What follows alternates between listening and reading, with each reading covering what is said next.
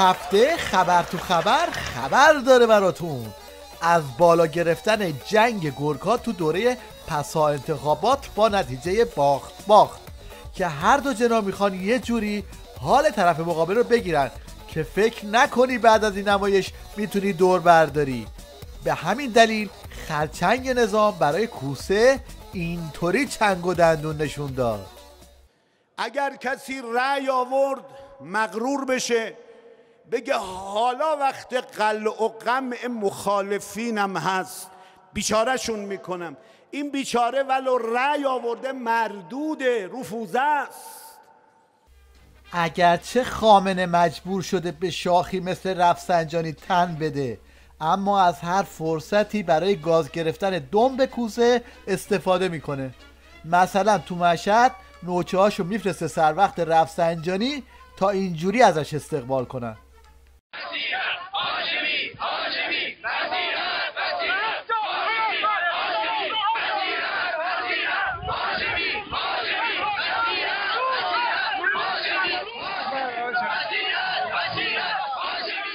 خامنه که زهر اتمی رو تا آخر خورده، برای که جلوی جماعت دلواپس کم نیاره بهشون یک ورق داد تا این شعر رو براش بخونن.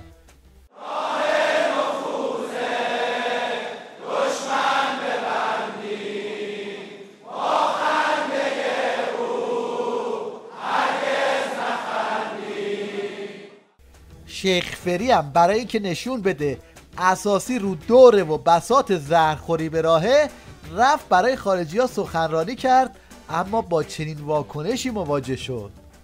همه باید رضایت مردم را جلب کنیم که اگر رضایت مردم جلب شد به طور طبیعی و علی القاعده رضایت خداوند هم جلب خواهد شد. اگر این چنین است ما باید قدم‌های جدی برداریم. دستاورد برجام تا الان اینی شده که از اون ور تاقچه بالا و خمیازه و از این ور التماس و گریه برای یه لبخند. الان بانک‌های اروپایی این ترس رو دارن که نباید دوباره با ما معامله کنن، اعتمادشون به ما برقرار بشه، بانک‌های امریکایی زیر بار نرن و اون دوباره جریمه‌شون کنن. منم حالا از آمریکا میخوام که تو رو به خدا بد اخلاقیاتو کم کن دیگه. حالا وقتی است که ما اومدیم با هم دیگه الفت برقرار کنیم دیگه. وقتی میخوایم الفت برقرار کنیم دیگه تو هم اخم تخت رو کنار بذار. پس با این حساب تو جریان برجام وضعیت طوری شده که عظما همه صندلی‌های شانس رو از دست داده و هیچ جایی براش نمونده.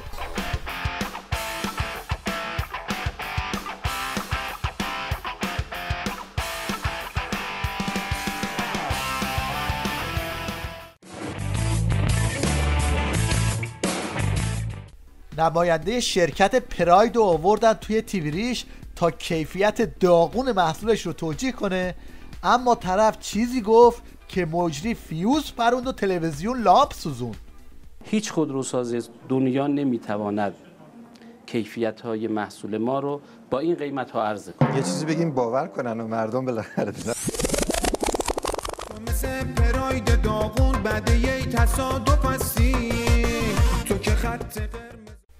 نماینده پراید خیز شاخدارترین دروغ هفته رو برداشته بود که بزبز قندی خودش رو رسوند و خالی بس که پابربریاش هم باورش نمی کنن.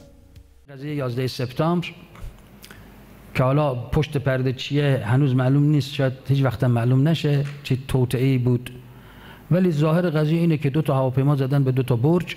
یه مرتبه مثل که از قبل آماده باشه همه چیز، رسانه‌های امریکا و صهیونیستی در کل دنیا، در غرب و در جهان، به سرعت تصویر مخابره کردن.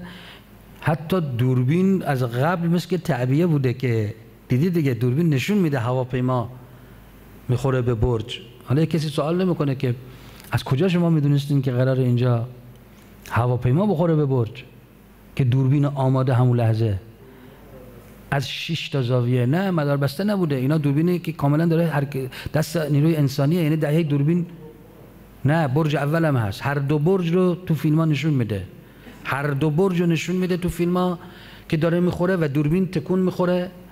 یک دوربین هم نیست آخر، یعنی از 5-6 زاویه داره فیلمبرداری میشه. خیلی سوالات هست که جواب ندادن، ولی الان ما توی این رقابت دروغ بافی همه اینا یه طرف، این ممجواد لاریجانی یه طرف. یعنی این دروغ نمیگه، دروغ میپاشه، اونم در حد لالیگا. برای اولین بار ما یه مدل دموکراسی رو تجربه داریم میکنیم، مدلی که در انتخابات هفته اخیر چشم جهانیان رو کاملا خیره کرد. مدلی از دموکراسی بر اساس عقلانیت اسلامی. البته دموکراسی آخوندی یه چیزی از مدل این رون مرغه.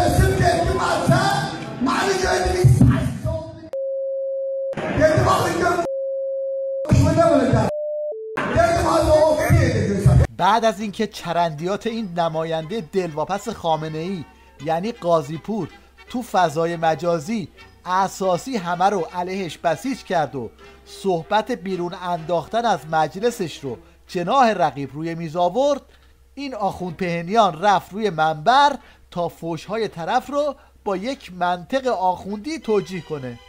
یارو تقصیری نداره، یه قده فحش داره که اگر فحش نده مریض میشه. آقا این بغل دستی ما خیلی آدم بدیه. چرا؟ خیلی بد دهنه، خیلی فحش میده. چقدر فحش میده؟ نشمردیم، ولی 50 تایی روزانه تا فحش نده روز شب نمیشه. اتفاقا من ایشون رو به عنوان یکی از کسانی که تقوا در زبان دارد میبرم بهشت. خدایا من دارم میگم این فحش میده. آقا تو فحش دادنشو دیدی؟ این ژنتیک اصلا آدم فحاشیه. این یه قدرتی بالا سر معدش داره، یه وضعیتی داره، این اگه فحش نده زخم اثناعشر میگیره، آنن بدبخت میشه. من اینو اینجوری آفریدم، توی محیطی هم بزرگ شده این عصبی مزاج بودنش رو فقط در راه فحش دادن میتونه، تقصیر خودش نیست. الان و حالا میرسیم به یک حرکت شترگاو پلنگی دیگه. توی نظامی که هر روز به ملت تو خیابون به خاطر بدحجابی گیر میدن و ملت پول ندارن پسته بخرن، یک نمایشگاه مد و لباس گذاشتن که نه کسی ازش استقبال کرد و نه توی این نظام به جایی میرسه.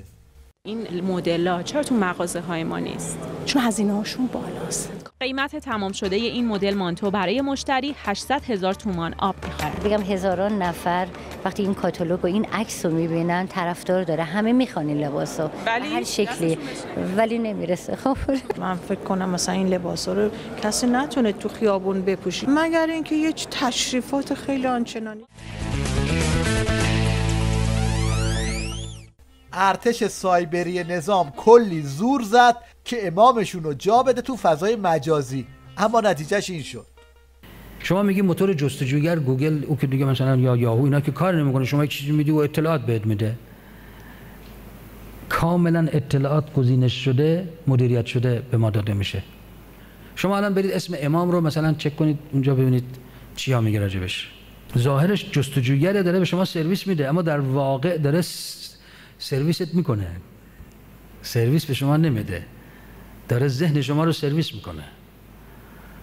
در واقع داره به زبون بی زبونی میگه که تمام سرمایه گذاری های نظام تو فضای مجازی به جایی نرسیده و به جایی که بتونن کسی رو جذب کنن باید دنده عقب بگیرن و از فضای مجازی بکشن بیرون.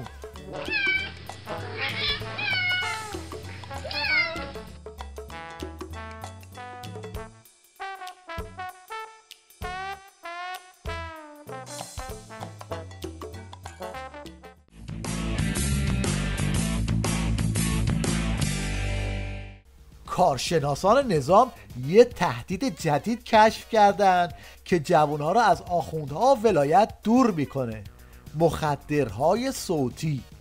نوت‌های ویژه‌ای طراحی شده و اعتیاد آوره، یعنی انسان یک دلبستگی و علاقمندی ویژه‌ای پیدا میکنه تا در صورت نیاز هر از چندگاهی این فایل ها رو گوش بده. در واقع یک ضرباهنگ تند و در واقع خشنی را در نوع نوت‌های موسیقیشون استفاده میکنن. منجر به افسردگی و خودکشی یا دگرکشی و بروز حرکات ناهنجار ضد اجتماعی در اثر در واقع گوش دادن به این موسیقی بسیار مشهود و ثابت شده است. یکی از این آهنگایی که این روزا بسیجی‌ها به گوش کردنش معتاد شدن و میتونه اونها رو به همین نتیجه برسونه، این آهنگه که البته برای مردم عادی چنین خطری نداره.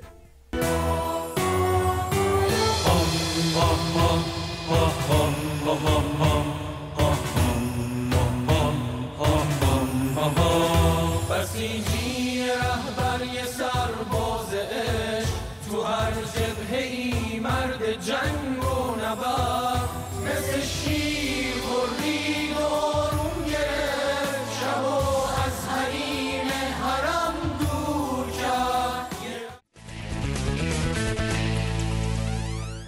در پایان اما توجه شما رو به تأثیر معجزه موسیقی جلب می‌کنیم که میتونه حالت یک انسان رو 180 درجه تغییر بده.